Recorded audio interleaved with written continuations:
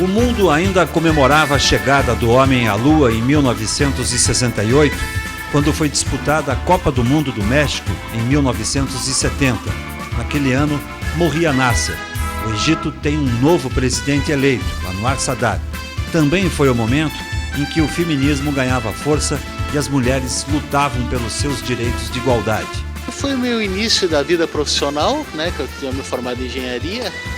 Então, guarda bastante lembranças boas daquela época, né? Uma vida bem mais tranquila do que hoje.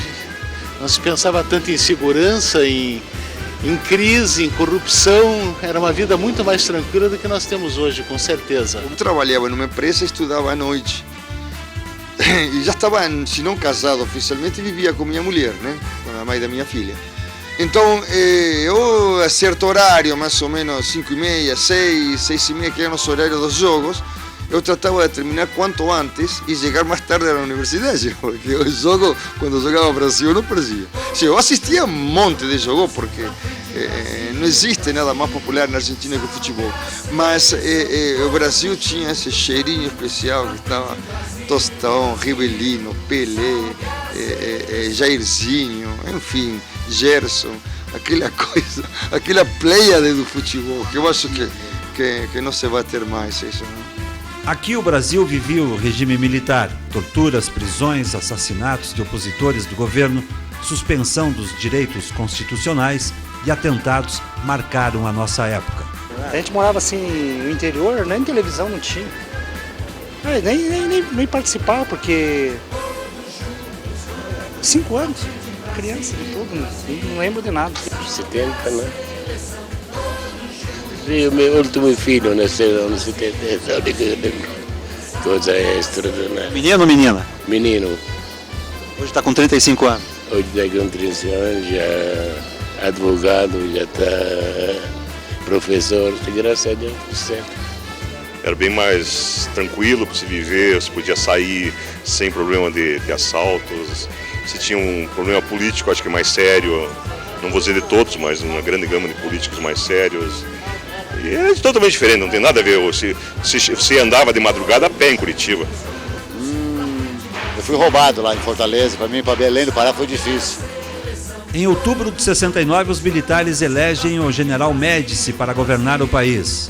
Aumenta a concentração de renda e tem início o período conhecido como o milagre econômico. No México, a seleção brasileira vai encantando o mundo com um futebol bonito e enchendo de orgulho os brasileiros.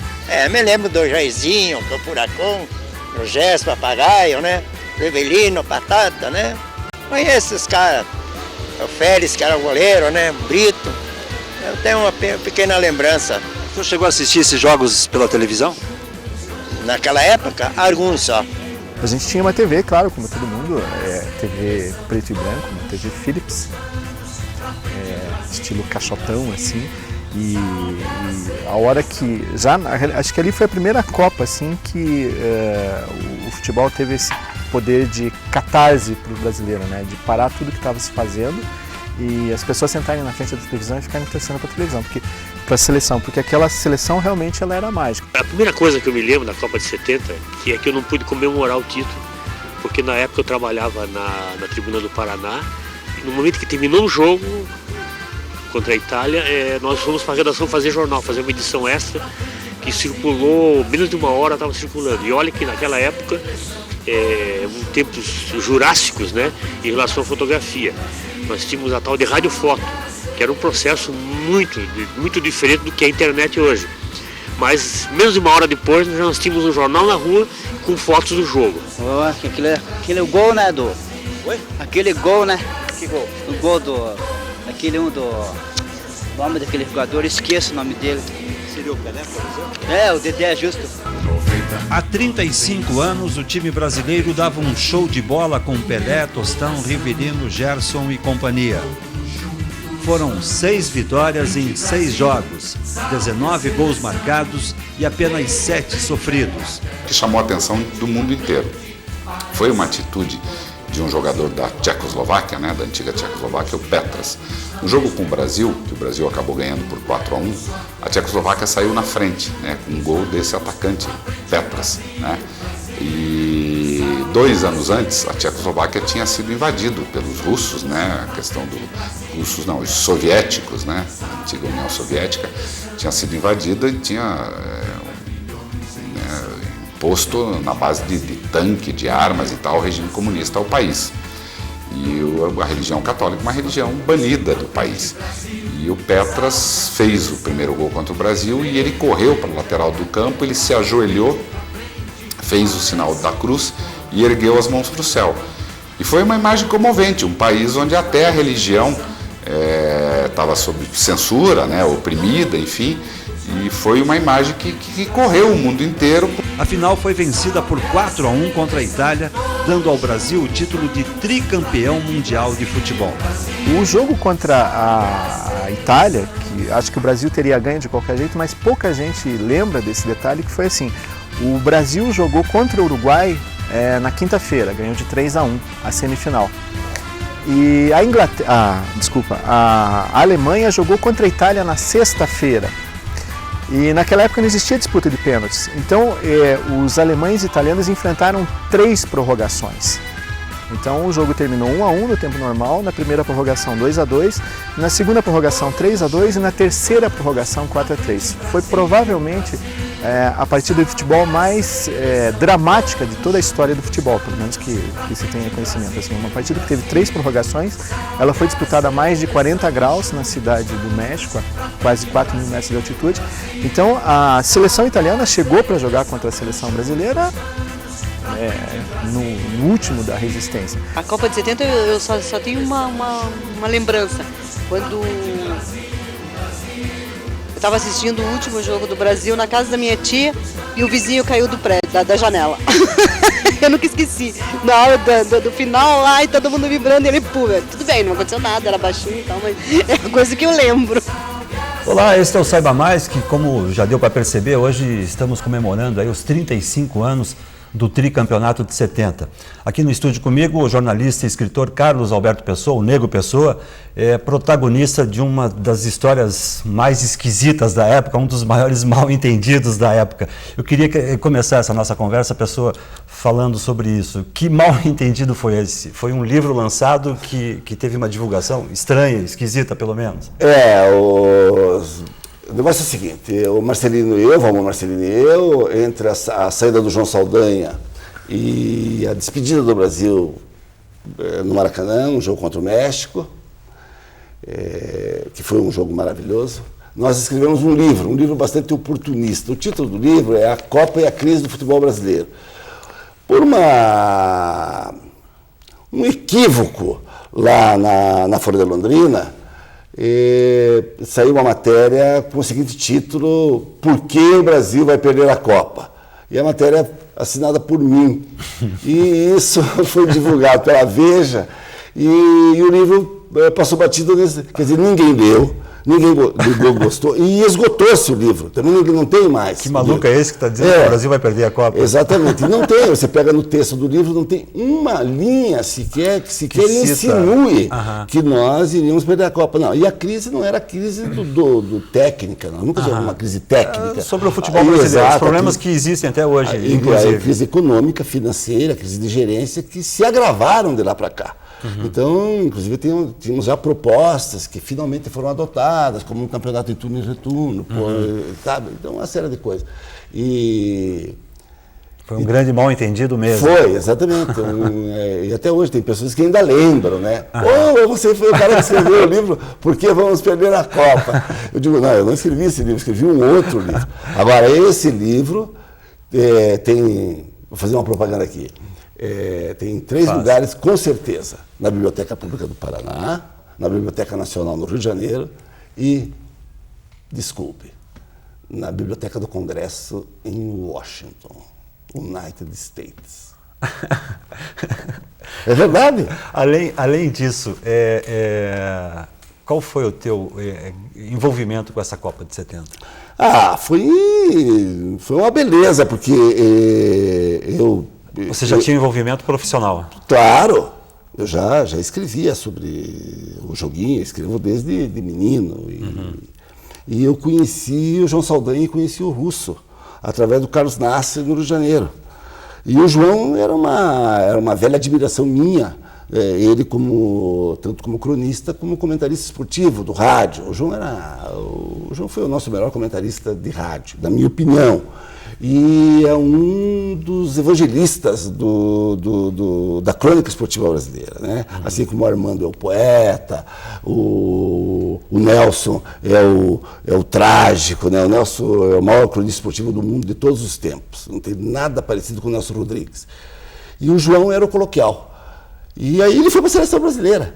E junto com ele, que realmente conhecia futebol, que eu acabei de escrever um livro que vai ser editado agora, lá pelo pessoal de Irati, O Sábado de Chuteiras, é um livro sobre o russo, o Adolfo Milma, que era o supervisor daquela seleção. Era o homem que realmente conhecia futebol. Conhecia, no meu modo de entender, foi a pessoa que eu conheci, que mais entendeu de futebol no mundo. Aproveitando esse gancho aí do Saldanha, aquela troca de comando ali de Saldanha para Zagallo, Saldanha assim dispondo com o regime militar na época. Não, isso é uma ficção, coisa, isso?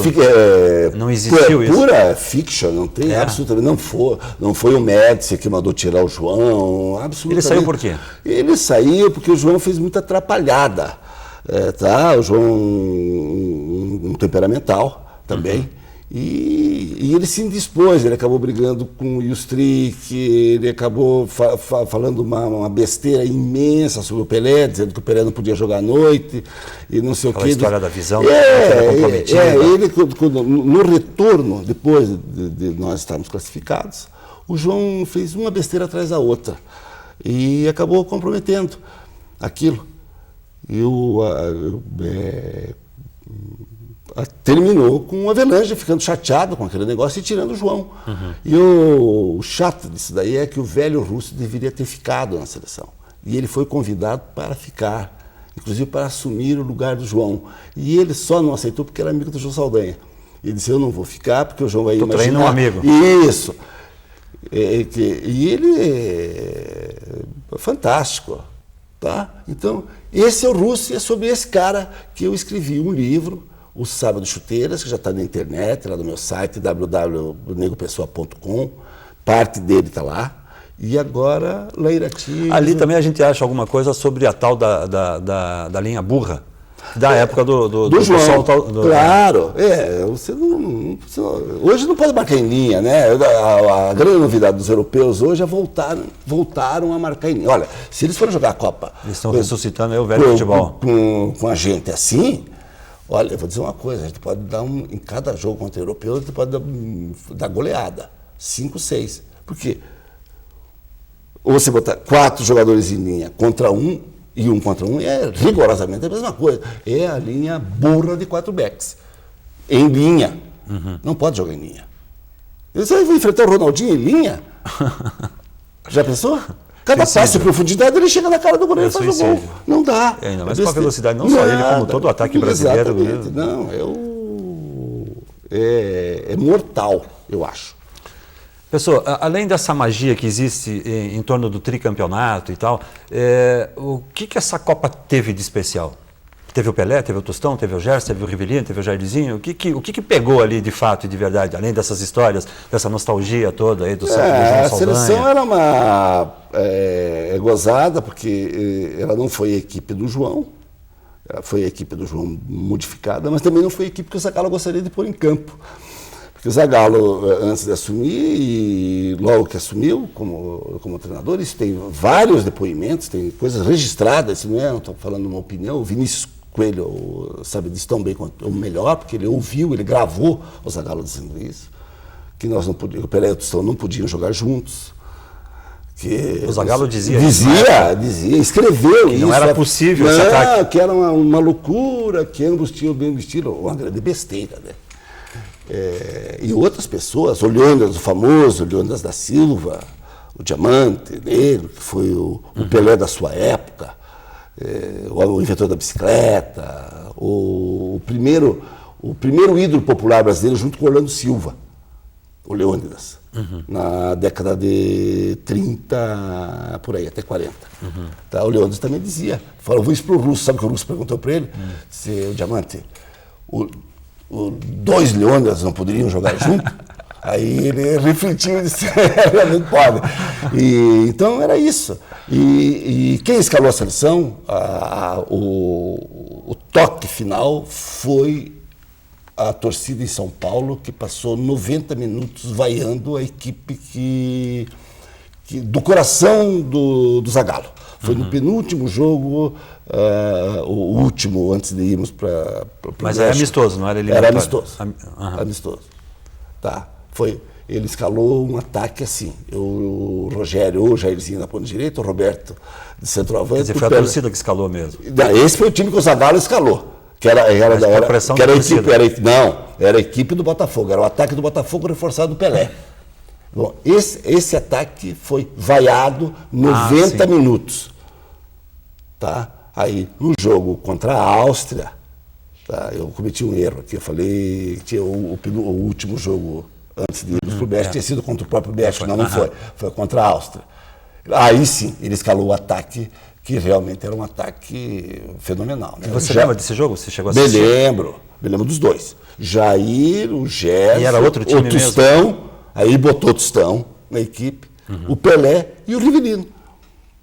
Aí botou o Rivelino. É o time que fechou. Fechou. E lá atrás era o Carlos Alberto, o Marco Antônio. Os jogadores tiraram. Foram os jogadores que tiraram ele do time. Ele era o titular. Mas aí começou a fazer pose lá no México, jogar assim, sabe? E o Carlos Alberto, o pessoal disse, com esse cara a gente não podemos ganhar a Copa com ele, tira ele daí. E puseram o Everaldo. Foi a outra substituição. E o Zagallo depois pôs um Piazza de zagueiro. Ele que era era médio. Volante ali. Pronto, aí ficou, a equipe fechou. Mas não é a nossa melhor seleção. Pois é, você disse que não é a nossa melhor seleção. Não. Qual é a nossa melhor seleção? A nossa melhor seleção é a de 58. Mas pela simples e boa razão que a de 58, além do Pelé, que já jogou na de 70, tinha o Garrincha. E além do Garrincha e do Pelé, tinha os dois Santos. Tinha o Gilmar no gol, tinha o Zito, tinha o Didi. Então, essa equipe, no meu modo de entender, foi a melhor equipe que nós reunimos desde que o Charles Miller desembarcou aqui com aquelas 2 ou 3 bolas e deu o pontapé inicial a esse jogo que nós transformamos nessa beleza. Né? Porque nós, a gente faz tão bem hoje. Fazemos quando sem besteira, sem complicações, pedindo para que a rapaziada jogue o que realmente saibam e que torçam a camisa. O Brasil é muito bonito o jogo. Nós jogamos bonito e o mundo admira.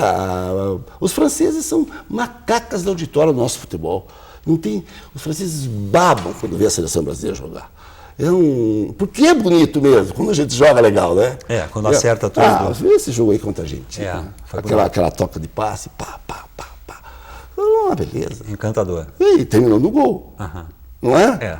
Lindo, pô. Agora, o jogo mais bonito, Sérgio, seria... Eu sempre sonhei com esse jogo.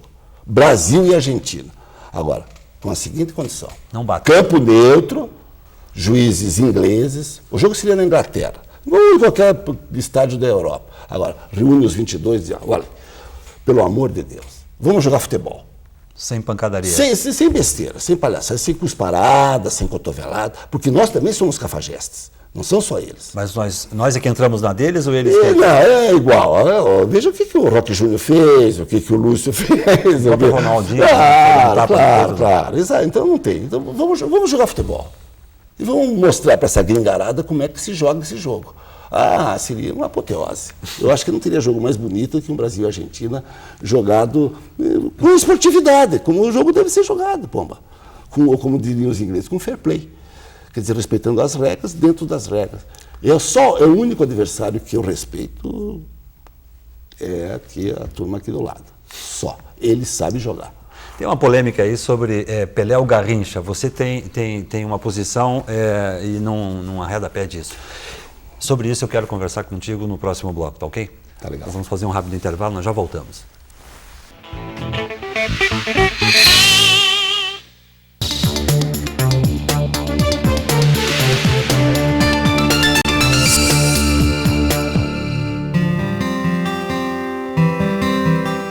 Venda de plantas, A Universidade Federal do Paraná está promovendo uma grande venda de plantas ornamentais. O preço é menos da metade do valor do mercado em geral. As plantas foram cultivadas pelos alunos do curso de agronomia com orientação dos professores da universidade. O dinheiro obtido será utilizado na compra de sementes, adubo, vasos, material didático para dar condições de trabalho a novos alunos em 2006.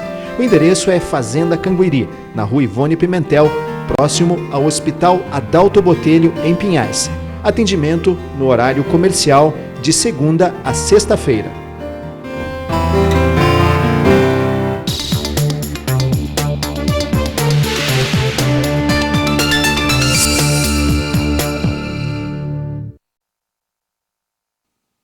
Então, né, nós temos que perceber que essa é uma opinião comum, né?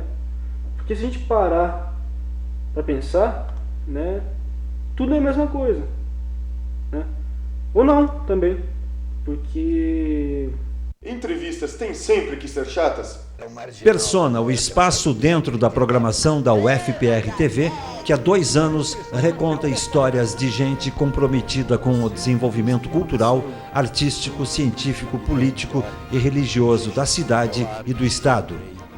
Um programa de entrevistas que vai ao ar todas as sextas-feiras com exibição inédita, sempre às 19 horas.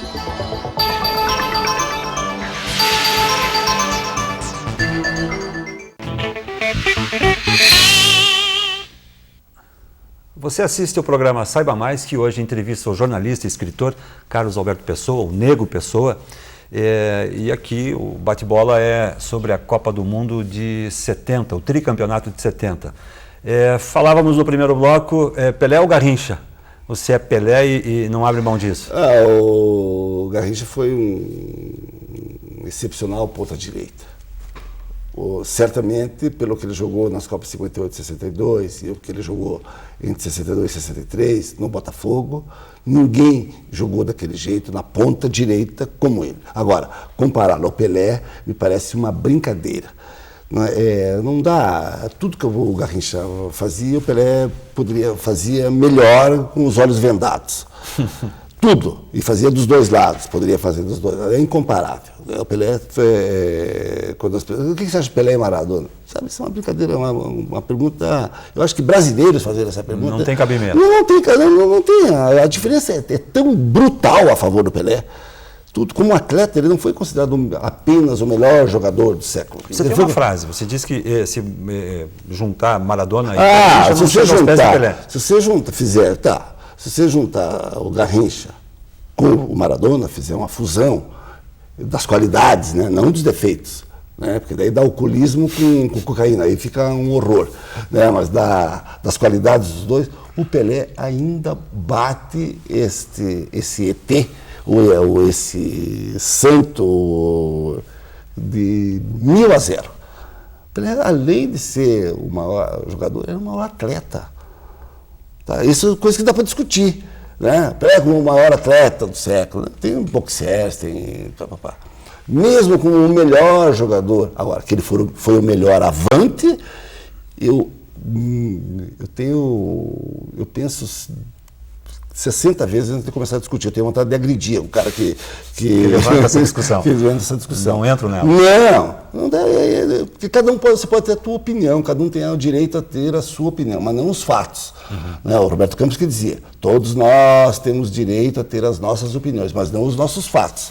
E os fatos são o seguinte, você vai numa locadora, você pega lá o negócio do filme, esse último, sobre o Pelé, e veja o que ele fazia. Só isso, não precisa dizer mais absolutamente nada. Para não esquecer dos 1.300 gols, né? As três jogadas mais bonitas do Pelé na Copa de 70 foram aquelas mesmo, quando o Mazurkiewicz, do Banks... Foram. A primeira na nossa estreia contra a Tchecoslováquia, que ele dá um chute aquém da parte do grande círculo do nosso campo. E ele não surpreendeu apenas o goleiro tcheco, ele surpreendeu todos os jogadores que estavam no campo, a torcida e todas as pessoas que estavam vendo o jogo na televisão.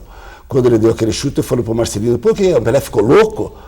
Aí Mas a Acompanhou melhor... a bola, não terminou ainda. Aí quando a câmera passa, né? Mas a melhor é o Gerson dentro de campo que falou pro Pelé. Pô, negão, vamos tocar essa bola. Aí quando ele vê aquela coisa, desculpa. Por que eu não esperei a jogada terminar para depois falar? Desculpe. Então essa foi fantástica, porque ele chuta do nosso campo. A outra foi aquela inacreditável cabeçada, né? Que ele cabeceia da marca do pênalti. O goleiro inglês. E ele não deixa, e o Banks pega praticamente em cima da linha, né? E a bola sai triscando a trave, o travessão. Essa foi fantástica também. O corta-luz que ele dá no Mazurkiewicz, né? O gol aqui, né? Foram jogadas que não acabaram em gol. A bola, nenhuma. A bola vem assim e o Pelé entra aqui, mas o que está saindo?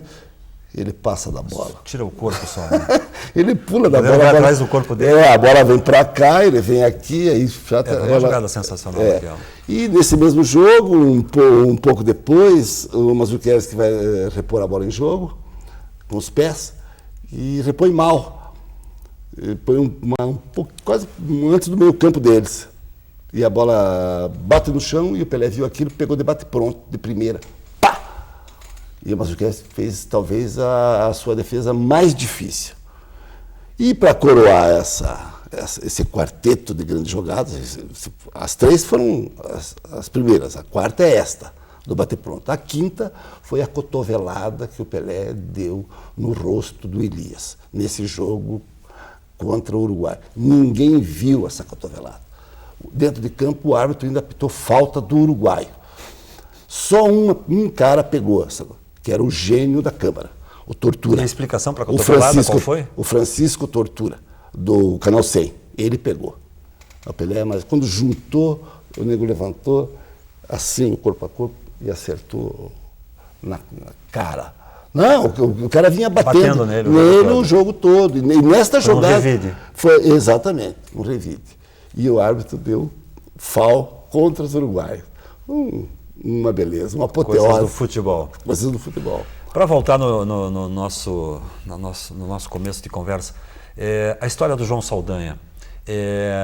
Você desmistificou aquela história porque ele não tinha a disposição com o regime militar. Não, é puro mito dizer que o João foi defendido. Mas tem uma famosa frase. Tem. Essa frase existiu e essa frase é famosa e merece ser repetida, porque ela é muito engraçada. Alguém foi lá dizer, João, o presidente Médici gostaria de ver o Dario na seleção, ou ser convocado, não ser titular. O Médici não era tão bobo assim, com um pouquinho de futebol ele também conhecia. Aí o João realmente fez a frase, foi registrado, disse, ele que escala o ministério dele e escala a minha equipe. Mas não foi por isso que ele saiu. O João saiu por questões de ordem interna, tá? Ele degringolou emocionalmente na segunda parte, meteu os pés pelas mãos, criou muita briga, tá? Com o Ilstrik, com não sei o quê, com a imprensa, criou muita confusão. E isso chegou... E com o Pelé, quando ele fez aquela declaração maluca, a gente está se repetindo aqui. Pelé não podia... que o Pelé não podia jogar à noite, que ele tinha miopia, besteira. Pelé não... Pode jogar com os olhos vendados. Não tem... Botar o Maradona e o Garrincha para jogar com os olhos vendados. Ele é um atleta, né? Veja a diferença. Veja hoje a diferença do Pelé para o Maradona. O Pelé tem 20 anos mais. Você olha e dá a impressão que o Maradona tem 20 a mais. Não dá, o Pelé foi um atleta, foi um jogador assim, inacreditável. Agora, o jogo da Copa, o nosso jogo, o melhor jogo... Qual foi o melhor jogo da Copa? O nosso melhor jogo foi contra a Inglaterra. Esse jogo é irretocável, ainda hoje. A bola não saía para fora do campo. Um negócio espetacular, um ritmo legal de jogo. Porque quem viu Brasil e Itália não viu o verdadeiro jogo, porque foi jogado ao meio-dia, numa altitude de quase 3 mil metros. Então era um jogo de sêniores. Essa questão da altitude é outra prejudica. O Brasil teve uma preparação muito melhor que dos europeus. Nós nos preparamos praticamente 6 meses para jogar a Copa. E eles não, eles juntaram nas férias deles, que a Copa estaria rolando agora, ou no final de junho. Tá, e foram disputar, então nós tivemos também essa vantagem. O que já não aconteceria hoje a favor do futebol brasileiro, porque está todo mundo lá fora. Exatamente, né? Essa vantagem nós perdemos, né? Porque a nossa seleção está jogando na Europa. Tanto é que se viu o cansaço da rapaziada nessa Copa, desse torneio da Alemanha. Por quê? Porque todos jogam na Europa e terminou a temporada lá. E é também por isso que nós temos que ajeitar o nosso calendário pelo calendário europeu. Nós temos que marchar, nós temos que acertar o nosso passo pelo o calendário europeu. Agora nós deveríamos estar em férias aqui no Brasil. Nós temos que fazer isso. É absolutamente indispensável. Isso até em função da adaptação dos nossos jogadores com o calendário europeu. Exatamente. Sérgio, é uma das medidas que deve ser tomada. Eu acredito que depois dessa Copa o Brasil vai... Tem que fazer isso. Tem. Nós vamos ter férias no meio do ano, como os europeus têm. Quer dizer, agora estaria terminado o Campeonato Brasileiro e Copa Brasil e Libertadores, agora estaria em férias. Porque as competições internacionais são todas disputadas nas férias dos jogadores europeus. Isso não prejudica os clubes deles, mas nos prejudica aqui. Tá certo? E depois, agora eles abrem a temporada de caça lá e eles vêm caçar aqui. Não é? Então nós temos que formar praticamente 2 equipes, uma para jogar até a metade da temporada, e depois temos que nos recondicionar, porque o Robinho vai para o Real Madrid, o outro vai para não sei para onde, e desfigura nossas equipes. Então a equipe que começou a jogar o Campeonato Brasileiro não é a mesma que termina. Agora, se acertássemos o passo pelo calendário deles, desse mal nós estaríamos livres. E também os nossos clubes não seriam prejudicados, porque as competições seriam nas férias. Para a gente encerrar, eu faço a pergunta, inclusive saio correndo para não apanhar. Para pegar a discussão que está aí hoje, Robinho e Ronaldinho ou Pelé? Pode somar, olha aqui, pode somar. Vamos fazer, se você somar todas as qualidades do Kaká, do Robinho, do Ronaldinho, do coisa... Ainda não dá o Pelé, sabe por quê? Porque o Pelé ainda cabeceava, e esses nem isso. Olha, o Pelé saía do chão, o Pelé tem 1,70 m de altura. E ele, da inércia daqui, eu não posso fazer... Posso levantar aqui? Acho que não, porque você está amarrado no microfone. Ele pulava aqui, vinha aqui. Ele jogou o que ele fez contra a Itália. Olha, aqui não dá. Depois chutava com os 2 pés, tinha um arranque, o Armando Nogueira fez uma frase maravilhosa, o Pelé tinha uma segunda de Porsche, né? Quando ele engatava a primeira, tudo bem, aí botava a segunda, aquela... ninguém segurava. E a invenção, essas jogadas que eu citei, você pode juntar esses meninos aí...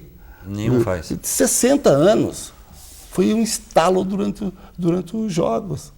Quer dizer, que ele viu, ninguém jogou mais e ninguém vai jogar mais. O Pelé é imperfectível porque ele foi a perfeição.